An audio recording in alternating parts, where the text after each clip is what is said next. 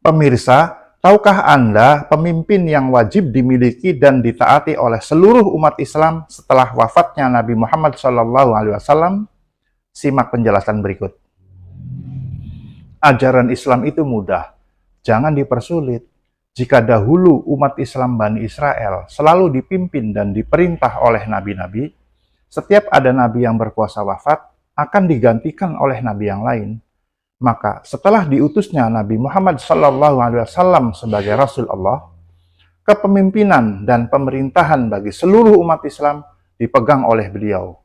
Dengan kata lain, Nabi Muhammad SAW adalah penguasa bagi seluruh umat Islam. Nabi Muhammad SAW mengabarkan bahwa setelah beliau wafat, tidak akan ada nabi lagi, namun akan ada banyak khalifah, yaitu penguasa atau kepala pemerintahan. Kemudian beliau memerintahkan para sahabat untuk berbaiat atau berjanji setia kepada khalifah-khalifah tersebut satu persatu. Maksudnya, baiat dulu khalifah yang pertama kali diangkat. Setelah khalifah yang pertama diganti oleh khalifah yang kedua, baiat lagi khalifah yang kedua. Setelah khalifah yang kedua diganti oleh khalifah yang ketiga, baiat lagi khalifah yang ketiga. Begitu seterusnya. Hal ini sebagaimana disebutkan dalam hadis sahih yang diriwayatkan oleh Imam Bukhari dan Imam Muslim dari Abu Hurairah radhiyallahu anhu bahwa Nabi SAW bersabda kepada para sahabat, "Kanat banu Israila tasusuhumul anbiya, kullama halaka nabiyyun khalafahu nabi, wa innahu la nabiyya ba'di, wa satakunu khulafa'u taktsur." Dahulu Bani Israel selalu diperintah oleh nabi-nabi. Setiap kali seorang nabi meninggal, maka akan digantikan oleh nabi yang lain. Sungguh tidak akan ada nabi lagi setelahku. Namun akan ada banyak khalifah. Kemudian para sahabat bertanya, "Fama ta'muruna? Apa yang engkau perintahkan kepada kami jika hal itu terjadi?" Nabi SAW menjawab, "Fu bi bayatil awwali fal awwal, wa a'tuhum haqqahum, fa innallaha sa'iluhum amma astara'ahum." Penuhilah baiat satu persatu. Berikanlah kepada mereka hak mereka, karena Allah akan meminta pertanggungjawaban mereka tentang apa yang telah diamanatkan kepada mereka. Berdasarkan hadis sahih tersebut, jelaslah bahwa penguasa atau pemimpin atau pemerintah bagi seluruh umat Islam setelah wafatnya Nabi Muhammad SAW adalah khalifah, bukan raja, presiden, perdana menteri, dan lain-lain. Tetapi beliau menyebutkan dengan tegas akan ada banyak khalifah, dan beliau memerintahkan umat Islam untuk berbaiat atau berjanji setia kepada para khalifah tersebut satu persatu, satu demi satu. Ketahuilah, pembentukan negara-negara bangsa atau nasionalisme bukanlah ajaran Islam, karena memecah belah umat Islam ke dalam negara-negara bangsa atau nasionalisme. Sedangkan Allah memerintahkan umat Islam untuk hidup berjamaah atau bersatu dan melarang perpecahan. Sebagaimana firman-Nya dalam Ali Imran ayat 103, "Wa'tasimu bihablillahi jami'an wa la tafarraqu." Dan berpeganglah kalian pada tali Allah dengan berjamaah dan janganlah berpecah belah. Dan juga firman-Nya dalam Asy-Syura ayat 13, "An aqimud dina wa la tatafarraqu fih." Tegakkanlah din Islam dan janganlah kalian berpecah belah di dalamnya. Yang namanya hidup berjamaah atau bersatu pasti dipimpin oleh seorang imam, yang dalam hal ini adalah khalifah, bukan raja, presiden, perdana menteri, dan lain-lain. Jika ada dua khalifah atau lebih yang dibaiat atau diangkat dalam satu masa, maka khalifah yang sah adalah khalifah yang pertama kali dibaiat, sedangkan khalifah yang dibaiat setelahnya hukumnya tidak sah dan wajib dibunuh, sebagaimana sabda Nabi SAW dalam hadis sahih yang diriwayatkan oleh Imam Muslim dan Imam Baihaqi dari Abu Sa'id Al-Khudri radhiyallahu anhu, "Idza buya li khalifataini faqtulul akhra minhuma." Apabila ada dua khalifah yang dibaiat, maka bunuhlah yang terakhir dari keduanya. Singkatnya, dalam sistem Islam, nama negaranya adalah Daulah Islam atau negara Islam.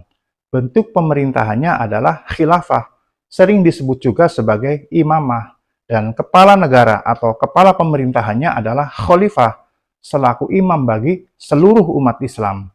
sebagaimana dahulu diamalkan atau dipraktekkan oleh para sahabat dengan membaiat atau mengangkat Abu Bakar radhiyallahu anhu sebagai khalifah yang pertama, menggantikan kepemimpinan atau pemerintahan Nabi Muhammad SAW yang telah wafat.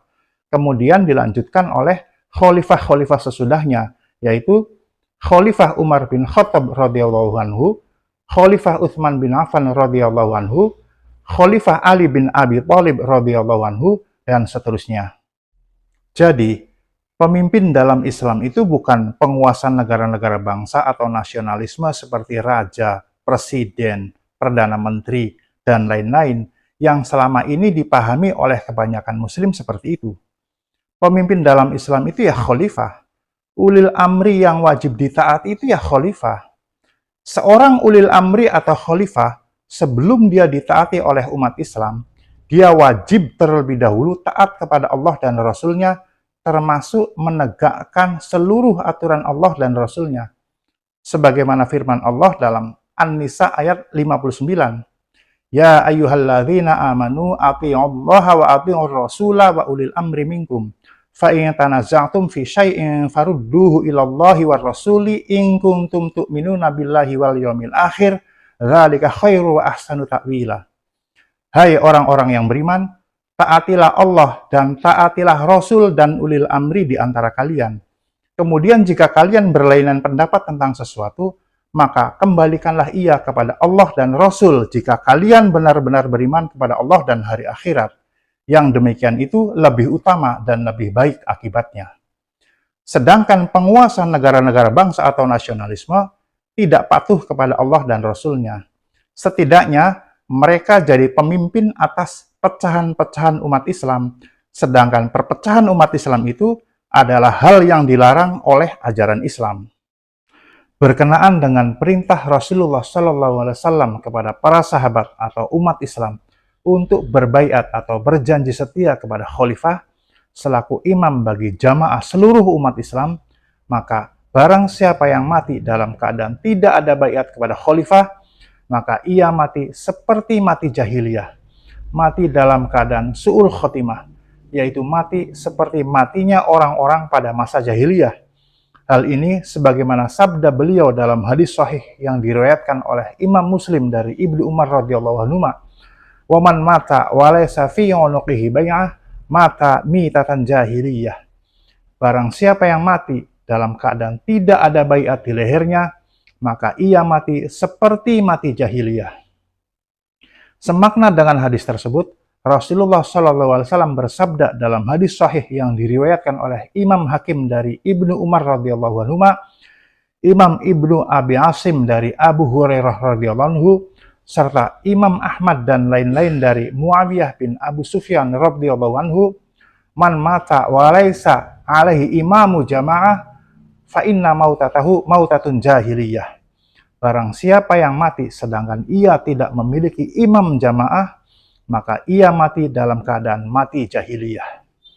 Masih semakna dengan hadis-hadis tersebut, Rasulullah SAW juga bersabda dalam hadis sahih yang diriwayatkan oleh Imam Bukhari dan Imam Muslim dari Ibnu Abbas radhiyallahu anhuma, "Laisa ahadun yufarriqul jama'ata shibra fayamutu illa mata mitatan jahiliyah." Tidaklah seseorang meninggalkan al-jamaah sejauh satu jengkal, lantas ia mati, melainkan ia mati seperti mati jahiliyah. Hadis-hadis sahih tersebut menunjukkan dengan jelas bahwa syarat sahnya Islam bagi seorang muslim adalah berbaiat atau berjanji setia kepada khalifah, yaitu berbaiat untuk mendengar dan taat kepada khalifah selaku imam bagi jamaah seluruh umat Islam. Orang muslim, sekalipun dia rajin sholat, rajin puasa, rajin sedekah, dan rajin ibadah-ibadah lainnya, jika ia sampai mati tidak ada baiat kepada khalifah, maka sia-sialah seluruh amal ibadahnya. Karena dia mati dalam keadaan mati jahiliyah, yaitu mati dalam keadaan su'ul khotimah. Harus diingat bahwa pada zaman Nabi Muhammad SAW, umat Islam wajib berbaiat kepada beliau selaku imam bagi jamaah seluruh umat Islam. Setelah beliau wafat, tidak ada nabi lagi, dan umat Islam diperintahkan untuk berbaiat kepada khalifah yang kedudukannya juga sama, selaku imam bagi jamaah seluruh umat Islam. Dalam hal ini harus dipahami bahwa berbaiat kepada imam atau khalifah pada hakikatnya adalah berbaiat kepada Allah. Adapun imam atau khalifah hanyalah sebagai perantaranya saja. Sebagaimana firman Allah dalam Al-Fat ayat 10. Innalladzina yubayyi'unaka innama yubayyi'unallah yadullahi fawqa aydihim. Bahwasanya orang-orang yang berbaiat kepadamu, sesungguhnya mereka hanyalah berbaiat kepada Allah. Tangan Allah di atas tangan mereka. Selain itu, berbaiat kepada imam atau khalifah merupakan pelantikan atau peresmian seorang muslim menjadi mukmin. Karena pada saat mengucapkan baiat itulah Allah mengikatkan perjanjiannya kepada muslim tersebut. Sebagaimana firman Allah dalam Al-Maidah ayat 7. Wadhkuru ni'matallahi 'alaikum wa mitsaqahul ladzi wathaqakum bihi idz qultum sami'na wa ata'na. Dan ingatlah akan karunia Allah kepada kalian dan perjanjiannya yang telah diikatkan kepada kalian ketika kalian berkata atau berbaiat sami'na wa ata'na. Kami mendengar dan kami menaati. Jadi, tidak heran jika ada orang muslim sesoleh apapun dalam pandangan banyak orang, jika sampai mati ia tidak ada baiat kepada imam atau khalifah, maka sia-sialah seluruh amal ibadahnya. Karena dia mati dalam keadaan mati jahiliyah, yaitu mati dalam keadaan su'ul khotimah. Banyak ulama yang menafsirkan mati jahiliyah sebagai mati dalam keadaan tersesat dan salah jalan. Sedangkan Allah berfirman dalam Shad ayat 26, Innalladzina yadilluna sabilillahi lahum adzabun syadidum bima nasu yaumal hisab. Sungguh orang-orang yang tersesat dari jalan Allah akan mendapat azab yang berat karena mereka melupakan hari perhitungan. Tidak berbaiat kepada khalifah saja jika mati jahiliyah. Apalagi berbaiat atau berjanji setia kepada selain khalifah, seperti berbaiat kepada negara bangsa atau nasionalisme, tentu lebih sesat lagi matinya. Mengapa? Karena menyelisihi atau menyimpang dari ajaran Islam. Sebagaimana yang sudah saya jelaskan secara panjang lebar dalam video dakwah tauhid yang pertama, bahwa salah satu makna tauhid adalah semua yang menyelisihi atau menyimpang dari ajaran Islam. Nah, berbaiat kepada selain khalifah berarti berbaiat kepada tauhid. Berbaiat kepada taghut berarti berbaiat kepada selain Allah. Berbaiat kepada selain Allah berarti menyekutukan Allah. Menyekutukan Allah berarti haram masuk surga. Sebagaimana firman Allah dalam Al-Maidah ayat 72. May yusyrik billahi faqad harramallahu alaihil jannata wa ma'wahun nar. Barang siapa yang menyekutukan Allah, maka Allah pasti mengharamkan surga kepadanya dan tempatnya adalah neraka. Pertanyaannya sekarang adalah, bagaimana jika tidak ada imam atau khalifah? Apakah orang muslim akan mati jahiliyah karena tidak ada baiat atau janji setia kepada imam atau khalifah? Dalam hadis sahih yang diriwayatkan oleh Imam Bukhari dan Imam Muslim dari Hudzaifah ibnul Yaman radhiyallahu anhu, disebutkan bahwa ketika itu Hudzaifah ibnul Yaman bertanya kepada Rasulullah sallallahu alaihi wasallam tentang apa yang harus dilakukannya jika ia menemui para penyeru menuju neraka jahanam. Rasulullah sallallahu alaihi wasallam menjawab, "Talzamu jama'atal muslimina wa imamahum." Tetaplah bersama jamaah kaum muslim dan imam mereka. Lalu Hudzaifah bertanya lagi, bagaimana jika tidak ada jamaah kaum muslim dan imam mereka? Rasulullah menjawab, "Fa'tazil tilkal firaqa kullaha walau anta 'abda ala asli syajaratin hatta yudrika kal mautu anta ala dzalik." Tinggalkanlah semua firqah atau kelompok itu, sekalipun kamu harus menggigit akar pohon sampai kematian menjemputmu, dan kamu harus tetap dalam keadaan seperti itu. Dalam hadis lain yang diriwayatkan oleh Imam Ahmad dan Imam Abu Dawud dari Hudzaifah ibnul Yaman radhiyallahu anhu, Rasulullah sallallahu alaihi wasallam bersabda kepada Hudzaifah ibnul Yaman, "Fa in ra'aita yauma idzin khalifatallahi fil ardi falazamhu wa innaha kajismaka wa akhadha ma'laka fa in lam tarahu fahrab fil ardi walau anta muta wa anta 'abdun bi jithil syajarah. Jika pada hari itu kamu melihat khalifah Allah di atas bumi, ikutilah dia meski dia menyiksa ragamu dan merampas hartamu. Tetapi jika kamu tidak melihatnya, larilah ke suatu tempat, sekalipun kamu harus mati dengan menggigit batang pohon.